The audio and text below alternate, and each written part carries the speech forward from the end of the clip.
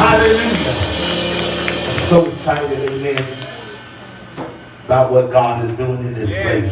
Come on, man. Amen. And the good thing about it is, it's not all coming through one individual. Come on. God use whoever He wants to, whenever He wants to. Amen. You sharing on this, the starting of the service, we thank God for her allowing God to use it now. We missing a few people, but God got who He wants here. Amen. Come on. I don't know what He's going to do before this night over with, but I just believe something going to happen. Amen. I don't think it's over. Come on. And I'm not leaving early, Shaquille, because I've been watching folks leave early. As soon as they leave, Stacy, God been doing something. Come on here. We got our latest member, Belinda, joined at 10:45 on the last Bible study. Y'all ain't gonna talk to me. She said, wait a minute, Belinda, let me see who you are.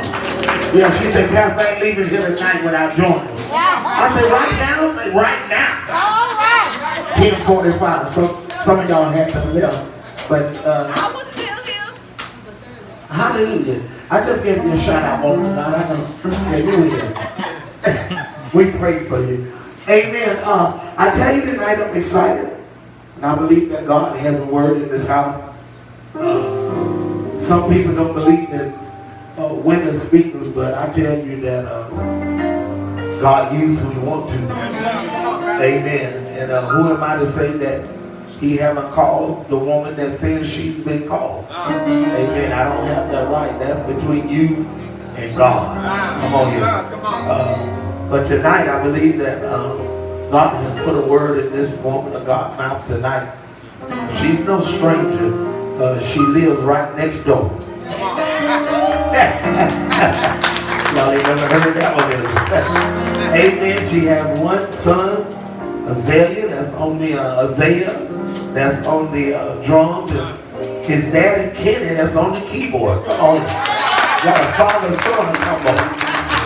Amen. And I believe because she got the whole family here, she gonna show out tonight. Hello, somebody. Y'all ain't gonna talk to me. Amen. I see she's been multitasking tonight. I was trying to play the drums. She couldn't wait for me to move and got on the drums and on the praise team. And now she's bringing the word, ministering to Jennifer. Come on here. She's been multitasking. We're going to need you to come Sunday. Because I ain't seen her move this much in a long time. Come on here. Amen. Just praising all over the place. Oh, okay, thank you. Amen.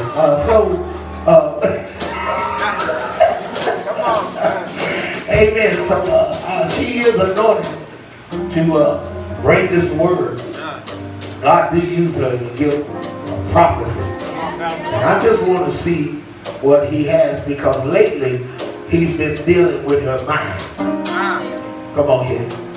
She told me and my wife about a television show. And we went home and watched it, that enlightening the thinking. And so I know something is there, because God done cracked open her mind through a television show. And so with no further ado, we're going to see what this woman of God has. Ladies and gentlemen, I introduce to some. Shakira, I present to others mighty, none other than prophetess, evangelist, Atalya Bickers!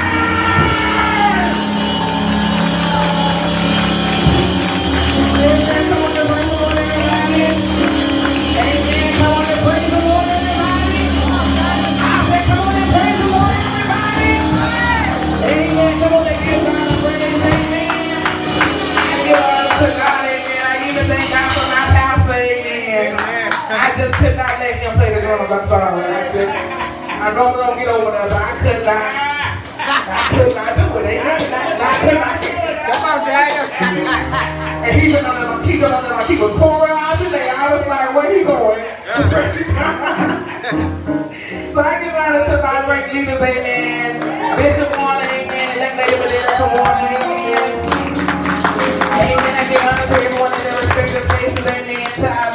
mistress of ceremony. Amen. Sister Butler, I thank God for her. Amen. She thought she was going to sit down tonight, but not tonight. Amen. Amen. Amen. So God did give me a message for tonight. Amen. And I'm going to go ahead and ask you to share it with your neighbor. Amen. And tell your neighbor there is a calling. There is a calling. You must fulfill. You must fulfill. Amen. Come on, gang, bring it. There is a calling you must fulfill. Amen. And one word God brought to mind was irrevocable. Amen. And some things in life you cannot revoke. You cannot tell God, I don't want to do that. Amen. So I looked up irrevocable. Irrevocable means, amen. One thing. Irrevocable means to not able to change, to be reversed, to be recovered, and it's final. And that's what some things that some of us are dealing with, amen. We're trying to revoke the calling that God has on our life, amen. And then God told me, He also gave me to look up must. Must means to be expressing a necessity, expressing an opinion about something that is logically very likely, and expressing insistence. Amen. And God took me way back to the Old Testament, which I do not often preach out of. Amen. And He took me to 1 Samuel. Amen. And He brought me to mind of Hannah and Hannah's story. Amen. And we want to go there real quickly. So we want to go to 1 Samuel, the first chapter, and we want to read verses 24 through 28. After we read that, we're going to go to Romans, the 11th chapter, verse 29. And we're going to end with 2 Peter, the first chapter, verses 3 through 11. Amen. Amen. When you have the word, please stand to your feet. Amen. A calling you must fulfill. Now, I was trying to figure out how God was going to tie in a calling you must fulfill with Hannah's story. Amen. But at the end, it will all tie in together. Amen. And I'm going to ask my elect lady, amen, because she reads so profoundly. Amen. To read 1 Samuel, the first chapter, verses 24 through 28.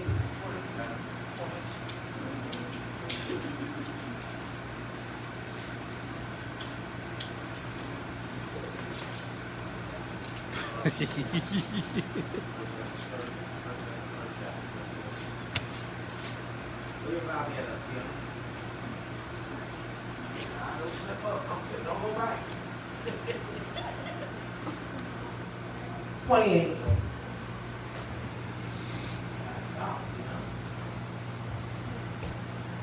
Now when she had weaned him, she took him up with her with 3 bulls, 1 ephah of flour, and a skin of wine, and brought him to the house of the Lord in Shiloh. And the child was young. Then they slaughtered a bull and brought the child to Eli. And she said, "Oh my Lord, as your soul lives, my Lord, I am the woman who stood by you here, praying to the Lord. For this child I prayed, and the Lord has granted me my petition, which I asked of him. Therefore, I also have lent him to the Lord. As long as he lives, he shall be lent to the Lord." So they worship the Lord there. Amen. We want to go ahead and go to Romans 11 and 29.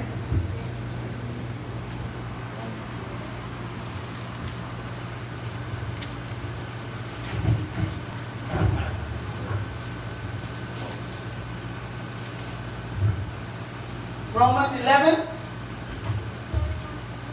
and 29 reads, "For the gifts and the calling of God are irrevocable." And we're going to end with 2 Peter, the first chapter, 3 through 11. 2 Peter 1, 3 through 11.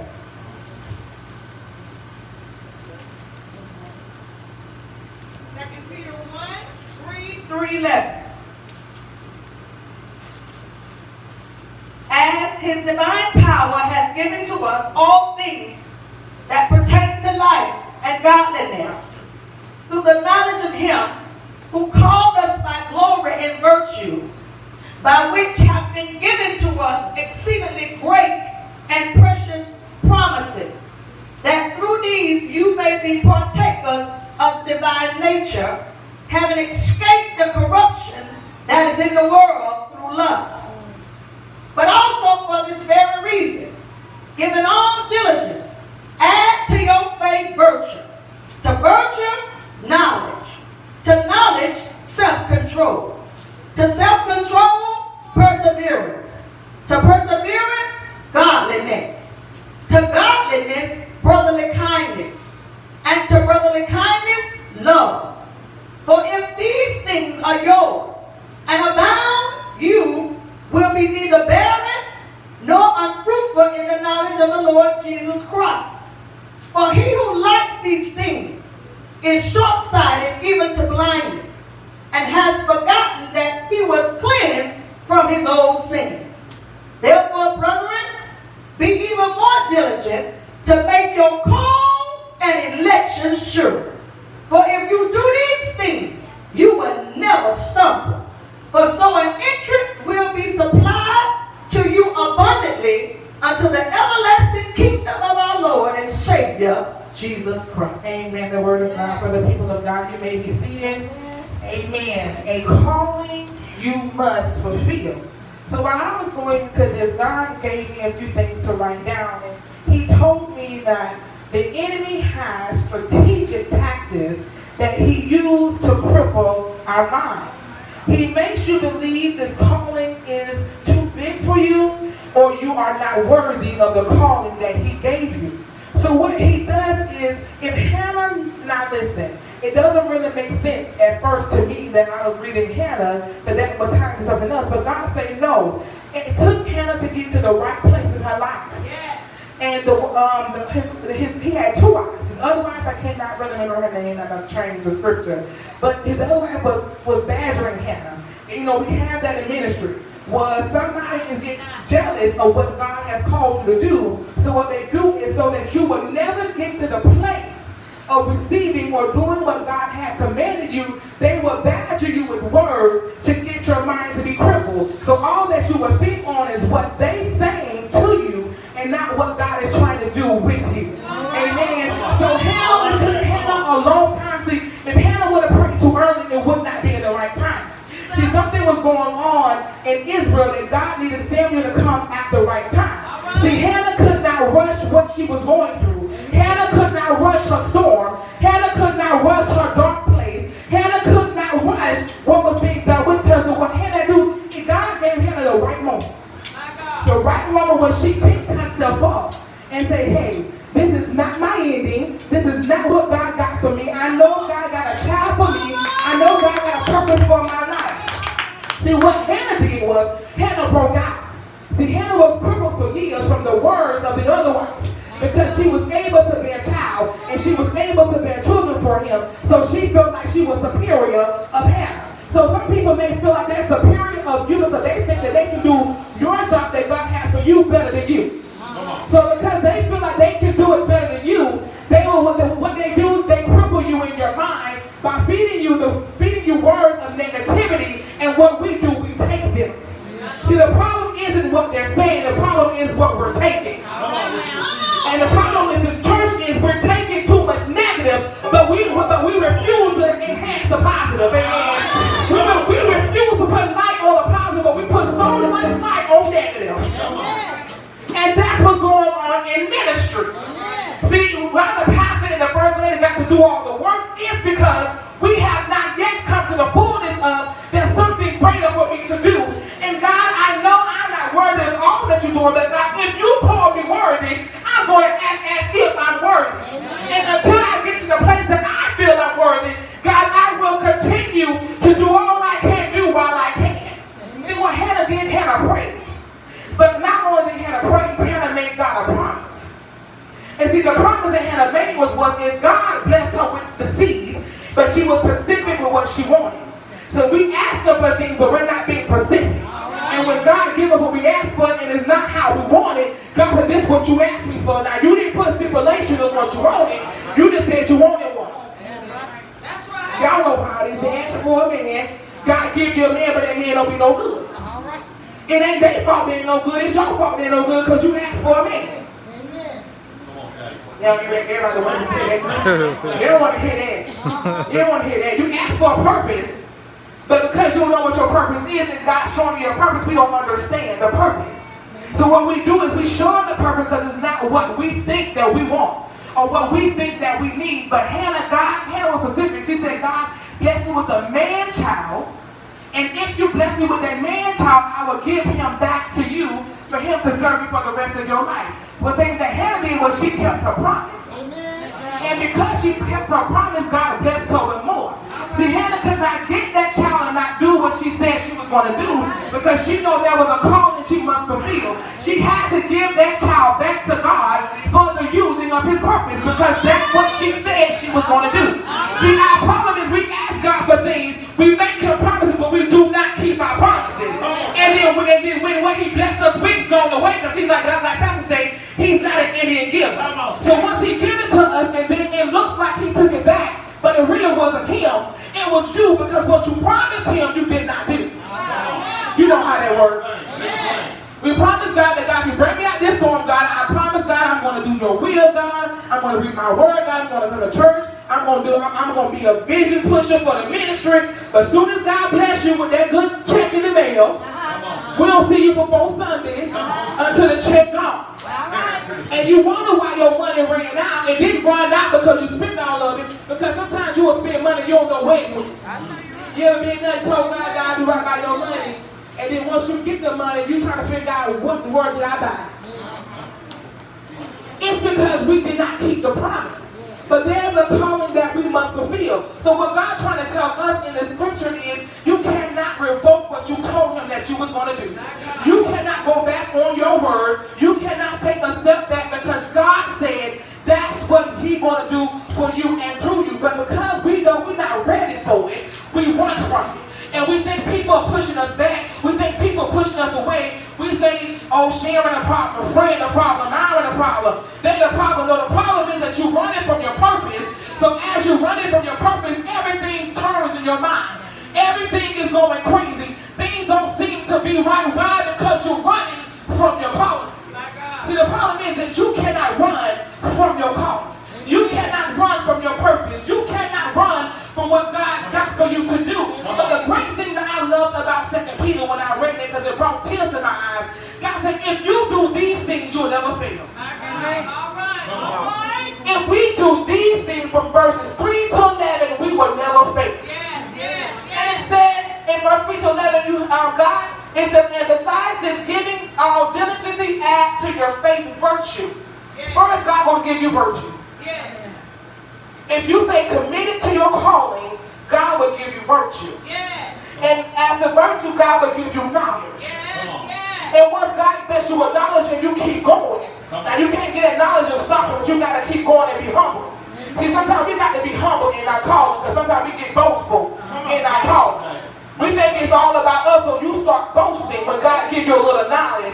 When you get to the point when you can dissect scriptures and you can transfer the words well, and you can, we say, oh, that's me. I did that here. I said some good stuff. But God said, no, once you get the knowledge, you got to stay humble and keep going. So when he gives you knowledge, he gives you temperance. All right. He gives you the most, he gives you temperance where you can stand and you can last. He gives you temperance. And after temperance, God gives you patience. Where you can handle it. You can handle the pressure. You can handle the lies and patience. You can handle the backbiting and patience. You can handle the backstabbing, because when you don't got patience, I'm sorry, you ain't got much. Because patience will get you to the place where you will stand. And patience will get you to the place where it doesn't matter how long God takes. I have the patience to know that after a while, by and by, he's going to bring me out of this. So after he gives you patience, God says, and to godliness, brotherly kindness, and to brotherly kindness, charity. And that's the one part we don't want to do. We do not want to give brotherly kindness, and we sure don't want to be charitable. Or we we don't want to love people like we say we gonna love. Oh, we ain't got agape love down pat yet, and we don't. Because just like this, because like Mary had a call. See, what God brought me back to, which is weird, was what Myron talked about the Greeks. See, if Hannah never produced Samuel, Samuel never been in a place to help Israel. If Mary never obeyed her calling, Jesus would have never came and died for us. See, you holding up somebody because you won't fulfill your calling. You holding up somebody because you won't stay true to what God got for you to do. See, you can't focus on Stacy calling. See, because if I do my calling and Stacy do her calling, and then once my calling fulfilled and then Stacy's fulfilled, then the ministry will grow. Okay, so I have no time to be jealous of what God gave Myra. See, if I focus on what God gave Myra, what God gave me will lack. And when that lack, it throws the ministry off balance. And that's what's happening in the church. Because we're not staying true to our calling, and we're not fulfilling what God gave me. I'm trying to fulfill what God gave John. So of course your mind is going to be off balance. Of course your body is going to feel off balance. Of course you're going to feel like this is too much for me. Because God didn't give you the shoulders to bear that burden. That burden was meant for John, not for me. Because God knew John could handle it. That's right. Come on. I can't handle what God gave John. So when you take on somebody else's calling and you don't fulfill your own, it throws you off balance. And you start to think things that should not be thought of. You start to do things that you should not do. You start acting abnormal. You start acting strange. You start pulling back and saying it's too much. You start saying, God, I don't want this. God, I can't do this. God, I am not able. God said, Lord, I didn't give it to you. Of course you're not able because I didn't give that to you. Of course you can't fulfill it because I didn't give that to you. But there's a calling you must fulfill. Yes, sir. And when you fulfill your calling, God got another for you. So you will never be able to be really completed because you're going to be moving from level to level. And once we all fulfill our calling, children will move to a great place. See, when you fulfill calling, there's going to be a spirit of obedience. And there will be a spirit of order. Because when we learn to get in here and follow God's order, I'm not going to mind following the pastor's order. I'm not going to mind following the first lady's order. I'm not going to mind pushing the vision. I'm not going to mind pushing the ministry. I'm not going to mind doing the work. Because I'm fulfilling my calling. So your enemy think they doing something. But God said the antidote for tricking the enemy is doing the opposite of what he said you can't do. See, if we think like he thinks, see, the enemy real smart. He sit down and he make a plan that he got for you. He got a plan for each and every one of us. He not messing. He ain't gonna just do it anyway. He got a way that he gonna do it. Come on. It's a way that he already got mapped out for you. So if you just sit down and hear God, God didn't give you a map of what he want you to do. So in order for you to fulfill your calling, God got a list of things that you must do. Our problem is the list that God got for us to do, we don't want to do it. So because the enemy sits there and he calculates he knows how much John can take. And so God said, go ahead and bother John. See, the only thing God doing, God giving him permission. But what makes the enemy win and what makes him have a victory is what John decided to do what the enemy is doing. See, God gave John the task. So John had to figure out, okay, what should I do from here? And what we sometimes do, we fold. Instead of coming out, we fold to what the enemy is doing. But because there is a calling for me and because there's people attached to John, it's very important for John to fulfill his calling. See, because when John fulfilled his calling, God got somebody behind John that John is going to have to minister to for them to fulfill that calling. After they fulfilled their calling, God got somebody for them to minister to so they can fulfill their calling. See, it's all a plan. So God not going to touch pastor to touch somebody else. What the first tell us? One water, one plant, but God give the increase. Now, God can't really give the increase because you ain't went and planted. See, what we're planting sometimes is negative stuff, but we refuse to plant positive. So because we're going through so much, what we do is we forget about what God told us to go tell them, and then we start venting about what's going on with us. That's why pastors say, be careful who you hook up with. See, that does not mean the person is a bad person, and people are bad people. It just means God has not delivered them yet. So because until they get delivered, what they're going to feed into your spirit won't be nothing good for you. What we do is we jump the gun because we get emotional. And sometimes we run the church through emotions. We come serve through emotions. We pray through emotions. We give through emotions. We sow seeds through emotion. But none of it is spiritual. But if you sow out your spirit, if you give out your spirit, if you minister out your spirit and what God got on the inside, not what's going on so much on the outside, then you will see an increase. And why we haven't seen an increase is because we're not fulfilling what God has called us to fulfill. So when we start doing that, so when Mary fulfilled her calling, then here comes Jesus. When Jesus came and even he had a weak moment and said, God, if it be thy will, let this cup pass.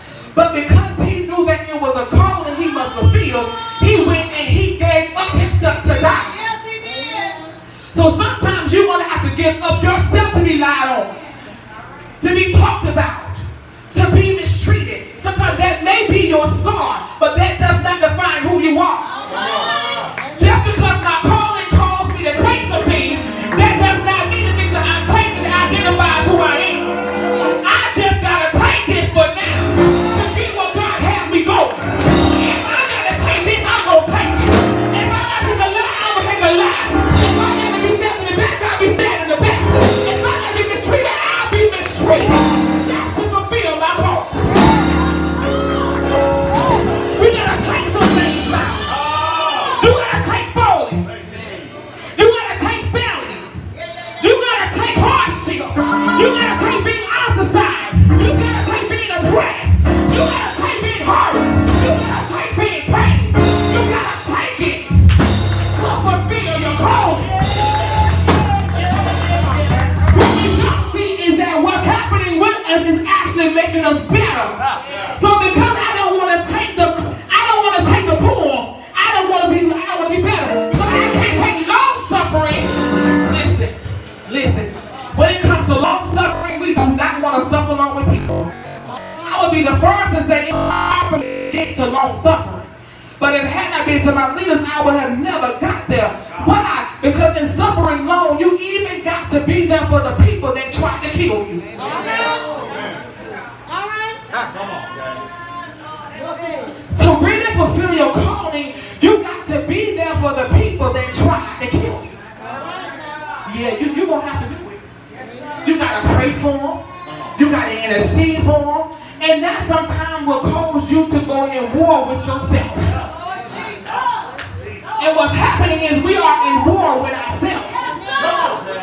Because see, my heart's telling me one thing. This side of my mind telling me this. This side of my mind telling me that. This side of my mind telling me that. I just don't want to do it, so I am in war with myself. So when you are in war with yourself, you identify a person with it. So because I don't want to admit that it's me, I say it's pastor. Oh, he was going off on me. Oh, yeah, he was preaching on me. Oh, yeah, he was on this. But no, God said you are in war with yourself. Because what he's giving you, you need. Because God's trying to unlock your mind. But you can't get unlocked because you are yet in war. And what causes us to war, Jennifer, is that we don't want to take a credit for what we call. We don't want to be accountable for what we did. We don't want to own up to the way we're going and we call it on ourselves. And the reason you ain't finding out your purpose yet is because of you. So what we doing? We identifying with a person. We identifying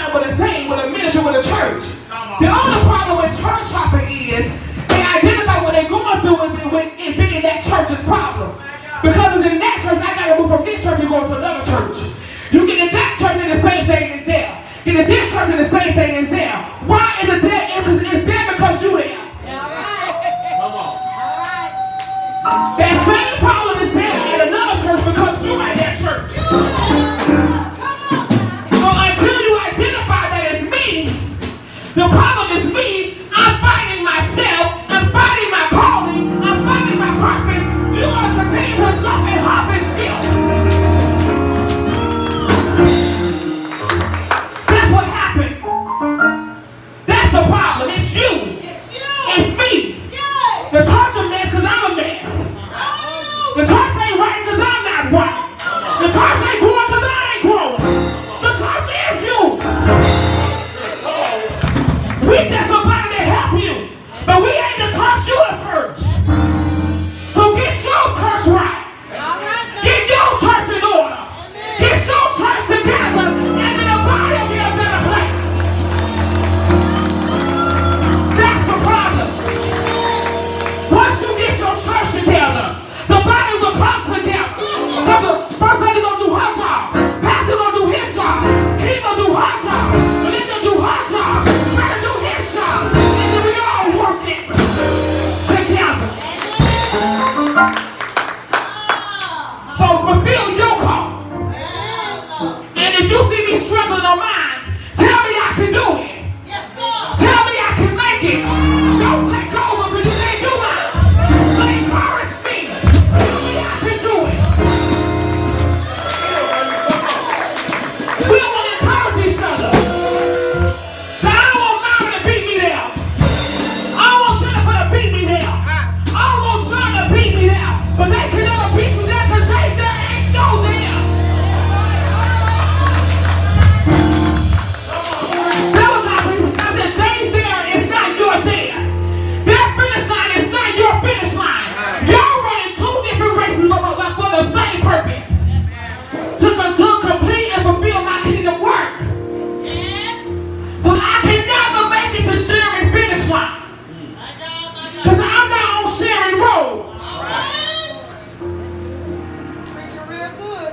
You'll never make it. You will never make it. And until we embrace the fact that we got to clean up us, and that after you start doing some cleaning, God will come finalize it. We want God to come clean up everything. But God didn't mess up everything. God ain't going to come to your house. God ain't coming to 1265 to clean up nothing. He ain't gonna sweep my floor. He ain't gonna mop my floor. He's not gonna wash my dishes. I got to start somewhere. And once you start somewhere, God will come finalize it. I like that. Come on. But we got to start somewhere. Because it's irrevocable. You cannot give it back. You know how it is. Preachers want to be preachers, and then when they get to the pulpit, they like, God, I don't want some more. And take it back. God say no. You asked, I fulfilled. Now you got to fulfill. Now that what you asked for, you have to fulfill it. I don't care how hard it is. I don't care how much hurt you got to endure. I don't care how many tears you cry. I don't care how many times you throw in the towel. That same towel gonna come right back to you, and you're gonna get it back and wipe your face off and keep going. But there is a calling, Myron, that you must fulfill. And if you feel like you ain't got a calling, that's not true. You haven't sat down long enough to see what God's calling for your life is. But there is a calling for you. And there is a charge you gotta keep. A charge you have to keep. Mothers have a calling. Deacons have a calling. Ministers have a calling. Musicians have a calling. Our babies have a calling. There is a calling. Even those that just sit in the pew has a calling. And you must fulfill it. Our problem is we identify too much and we give it the wrong people the wrong title. I ain't talking about passive issues, but no. You identify certain situations with a person and you give them the title to them, but the title really lies on the inside of you. You didn't hurt me, you pushed me. God said, look at it from another angle. from this angle, it looks very ugly. It don't look good. But if you just move a little bit to the right and look at that thing from a different angle, you'll be like, God, that's what you was trying to do. But we get so busy looking at it, the angle that the enemy played in our mind. God, they rejected me, so I look at Myron, so I identify rejection with Myron now. But until I turn and look at it from another angle, I see that the rejection was really an escape plan for my life. So once I realized that they had to reject me to free me, and I'm no longer bound, then from that point I can be free. Yes, God. Because the calling that I have, everybody can't go with you. Your family ain't gonna always be able to go with you on your calling. I don't care your mama, your dad, your granddad, the bishop, which mine is. I can't take them with me on my calling. Why? Because it's my calling. And everybody's not gonna understand your way of doing things that God had for you to do. To them it's going to be strange, and to you it'll be like, well, this is what God told me to do. But no matter how else anybody else identify it, this is my call. And I got to do it the way God told me to do it. Now, if I alter the way God told me to do it, then that's when the problem comes. That's when the issue comes in. That's when the unbalance comes in at. Because I altered God's plan because they wasn't comfortable with what God told me to do. And they feel like it could be done a different way, but I understand that it could be done a different way. It really could. But that's not the way God gave it to me to fulfill the task. So people, there is a call you must fulfill. And whatever you got to do to get back on the right track with your calling, get out of other folks' lane. Get out their way. Come on. Because you holding them down. Get out the way. And once you fulfill what God got for you, you will see that actually what God had for them is actually helping you. Because it's all for the body. That's it. Amen. That's what God gave me. Amen. There is a calling.